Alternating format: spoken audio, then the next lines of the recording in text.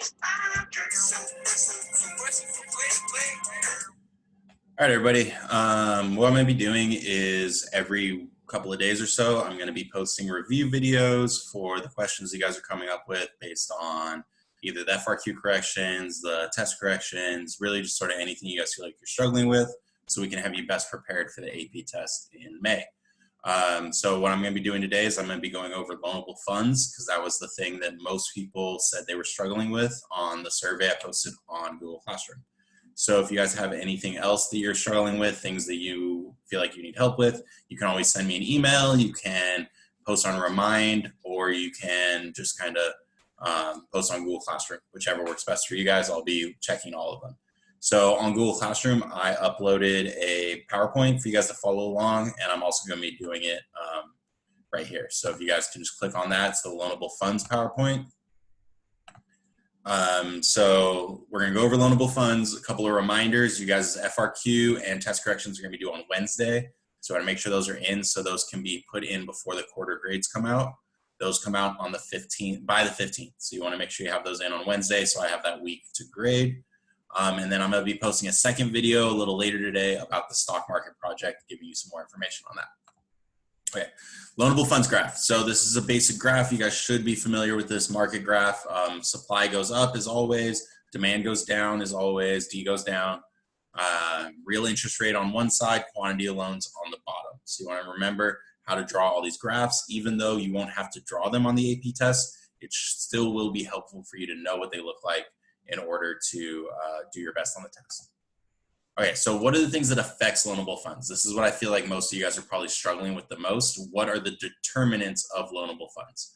And because we got so used to there being lots and lots of things that were affecting stuff, this one kind of throws you guys off because it's so simple.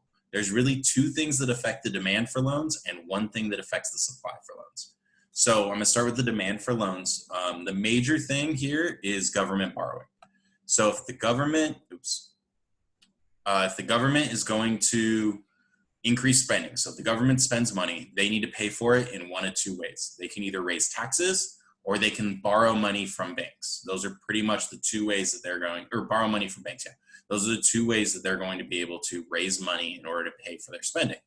So it kind of follows from there that if government spending increases, then the quantity or the demand for loans is going to increase. Vice versa, if the quantity of government spending goes down, then the demand for loans is going to go down. Now, the same thing is true for taxes, right? So if we decrease taxes, that means the government has less money to spend. They have to borrow more. Therefore, the demand for loans would go up. So the demand for loans is kind of the same as government spending, or it's the inverse of taxes. The other two ways it may be phrased is a budget deficit, meaning the government is spending more than they're bringing in. Therefore, they need to borrow money. Or a budget surplus, which means the government is actually bringing more money in via taxes than they are spending. Therefore, they don't need loans. Okay, so those are the ways that the government borrowing is going to affect the demand for loans.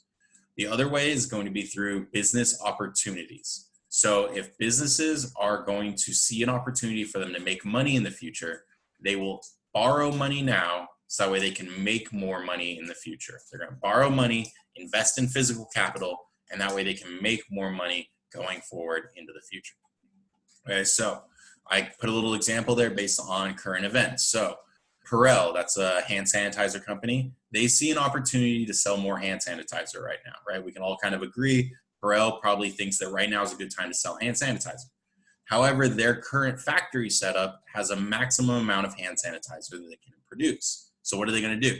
They're going to take out a loan and they're going to build factories that can produce more hand sanitizer. So by taking out that loan, they're going to increase their business investment, all right? Increase their business investment by spending that money from the loan. They're going to make money later from selling the hand sanitizer and then repay their loan. So the demand for loans is based on is government spending money or businesses spending money, essentially, right? The supply for loans. The supply for loans is based on how much money we are saving, right? So you and I, when we save money, we put it in the bank. What do the banks do with that money? They loan it out to other people.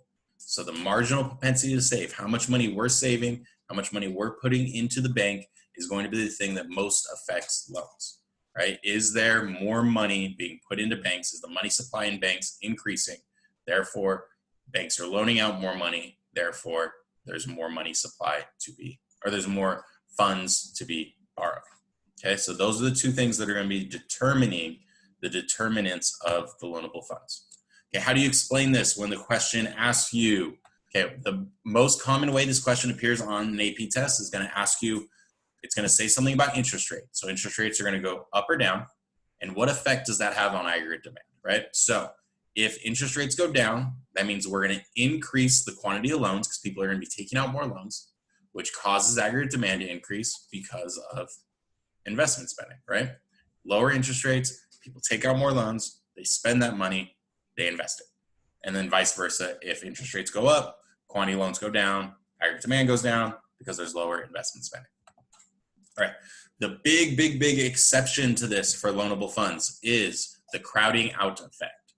Okay, the crowding out effect is the effect that too much government borrowing can have on private businesses, okay?